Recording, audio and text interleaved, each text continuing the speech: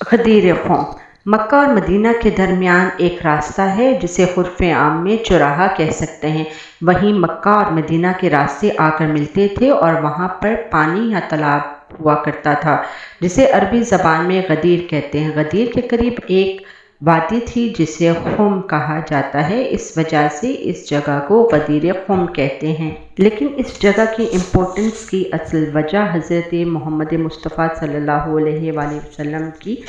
ذات گرامی ہے۔ جب حضور کریم صلی اللہ علیہ وآلہ وسلم آخری حج فرما کر واپس تشریف لا رہے تھے تو غدیر کے مقام پر ایک آیت نازل ہوئی کہ اے رسول صلی اللہ علیہ وآلہ وسلم پہنچا دو اس پیغام کو جس کا آپ سے کہا گیا ہے، اور اگر آپ نے وہ پیغام نہ پہنچایا تو سمجھیں رسالت کا کوئی کار خیر انجام نہیں دیا۔ تو حضور کریم صلی اللہ علیہ وآلہ وسلم نے فوراً ہی 1.25 حجاج اکرام کو کہا رک جاؤ، جو آگے چلے گئے ہیں انہیں واپس بلاؤ اور جو پیچھے رہ گئے ہیں ان کا انتظار کیا جائے اور اونٹوں کی سیٹوں کا منبر تیار کیا جائے۔ جب تمام لوگ حجاج اکرام جمع ہو گئے تو حضور کریم صلی اللہ علیہ وآلہ وسلم نے اونٹوں کی سیٹوں کا منبر جو تیار کیا گیا تھا وہاں تشریف لے گئے اور خطبہ ارشاد فرمایا اور فرمایا من کنت مولا